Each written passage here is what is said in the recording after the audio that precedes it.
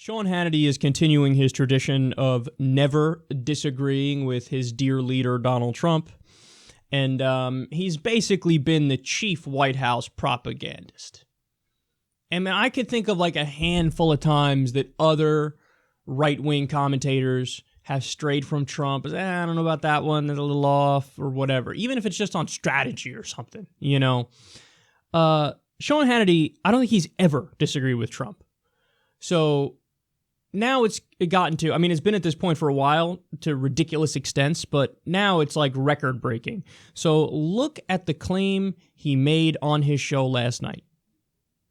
From every possible indice, he's doing unbelievable things for this country. This country has more jobs. This country is wealthier. It's stronger. I mean, if you get this economic plan passed and you couple it with energy independence, I think you see unemployment eliminated. You really can create so many career high-paying jobs. All right.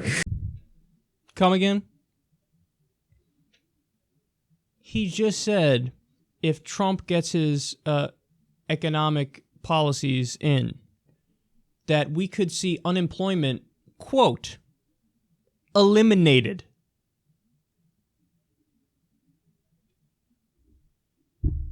Who says that? Who says that? You can't, like, even Sean Hannity has to know you're just such a hack. Who makes that claim? You're going to see unemployment eliminated. Really, Sean? Really? No unemployment anymore. Trump got his economic plans passed. Oh, no, unemployment's totally gone. It's totally gone. It's totally gone. How little do you have to know? And how much of a cheerleading ass licker little bitch do you have to be to claim unemployment will be eliminated if he gets his way? It's almost too stupid to comment on. Like, I had to think about, before I did this, Evan, I had to come out and think when I was doing prep for the show, should I even cover that? Because what am I going to say other than just scornful mockery of this epic ass clown? And I decided, you know what? I got to show the audience this. Because, look, you know what it does? It puts everything in perspective and it allows you to realize who you're dealing with here.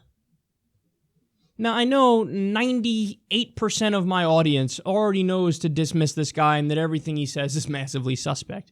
But even to people who might be some holdover right-wingers who watch this show and who might actually like President Trump and Sean Hannity, there's no way you can look at a clip like this and go, yeah, he's really concerned about the truth and accuracy and facts and painting a clear picture for his audience about the reality-based world.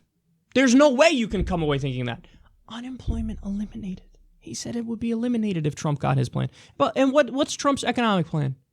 What's his plan? We've covered every angle of it in detail. So one of the things is deregulation. Okay, well, Sean, we've done deregulation in the past. It hasn't led to no unemployment.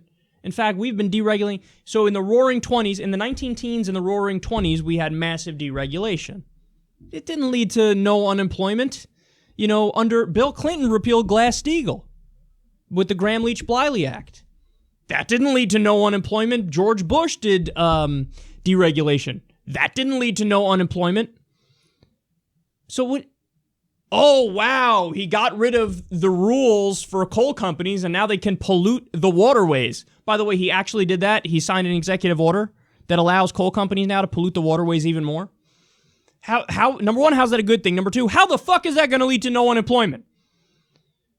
He's got this stupid executive order he signed. For every one new regulation we add on the books, we have to eliminate two. So he's crafting policy as if it's like a fucking order from Papa John's Pizza. If you order two, you get one free. Do you understand? That's not exactly analogous, but I think you get the point. It's like a fucking right-wing talking point. It's like Herman Cain from back in the day. My plan 999.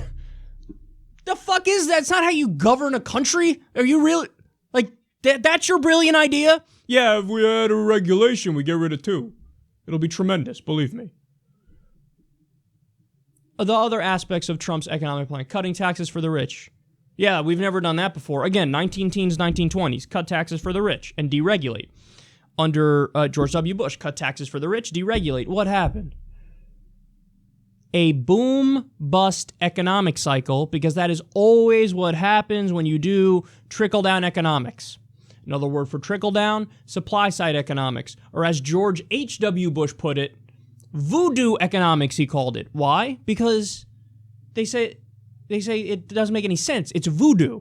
Because the arguments made by the right are, well, what happens is if you deregulate and cut taxes for the rich, you're going to somehow increase revenue to the government by cutting taxes for the rich.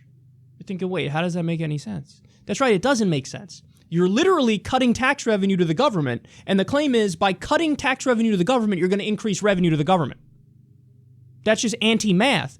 But no, they say, no, you don't get it. When you cut taxes for the rich and deregulate, you unleash the beast of the capitalist system so much that there's so much wealth creation, glorious wealth creation, that even though people are paying a lower tax rate, they're paying more in revenue because there was so much wealth creation that the lower tax rate still generates more revenue. But we've tried it, and it doesn't work. We had the Great Depression and the Great Recession, and so unemployment went up. It went up. By the end of Bush's time in office, we were bleeding 800,000 jobs a month. And what does dipshit Sean Hannity say? He comes out there, and when Trump proposes, again, Bush tax cuts on steroids and human growth hormone, it's Bush's economic plan all over again, except worse. Hannity goes, yeah, I think we're going to eliminate unemployment. Going to eliminate it. Not only is there no evidence for eliminating it, it ain't going to stay the same. It's going to get worse. It's going to be another boom-bust cycle. So everything's going to go well for a while, and oh my God, look, the stock market is doing better, and oh my God, corporate profits are up, and oh shit, it was all fake. Pop. The bubble bursts, and we're in a worse situation than we were before. They don't care about the truth. They don't care about reality. He's a rank, rotten, disgusting, hack, loyalist, propagandist. That's what he is. And anybody can see it. When you just casually say, yeah, this guy, his plan will eliminate unemployment, you have to know that that's a hack beyond hacks. He's on the mountaintop of hackdom. And then also, Trump's little bitch boy son out there, he does the same kind of like pitches as his dad does. Vague generalities. He goes, my father's doing unbelievable things for the country. Unbelievable. We're going to have, there's more jobs. There's more jobs. We're wealthier and we're stronger. More jobs, wealthier, stronger. Okay. Please, guys. Please.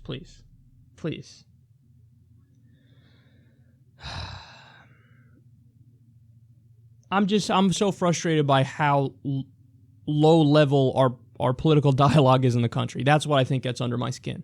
Is that on the Democratic side, there's mostly corporate Democrats, and the corporate Democrats are now just saying we're against Trump and that's it. Like, okay, but what are you for? We're against Trump and Russia. Russia controls Trump and stuff. So yeah, we're against Trump and we don't like him and what he's doing. Okay, but what are you for? I want to like defend Obamacare. That's it? No Medicare for all? You're not going to push for things that make sense? Yeah, we're just against Trump. Anyway, do you guys like us yet? Can we win yet? No, because you're going down the same Hillary Clinton neoliberal path, corporatist path you've always gone down, and that's not getting anybody excited. And then on the Republican side, it's a bunch of people who are this close from eating their own feces. Now, I'm not talking about your average Joe Republicans who a lot of them actually agree with Medicare for all, free college, living wage. The polls show that. They actually have many populist ideas that they want to see in politicians. I'm talking about the party in D.C. I'm talking about these elite, out-of-touch politicians and their goons in corporate media like Trump's son and Hannity. I mean, the level of intelligence in these discussions, it's the saddest thing I've ever seen. It almost makes me embarrassed to think that people in other countries can see the level of this conversation and go, damn, America's got some issues. Yeah, I want to fix those issues. These are not serious people. These are jokes. These are like cartoon characters. And they have outsized influence for sure.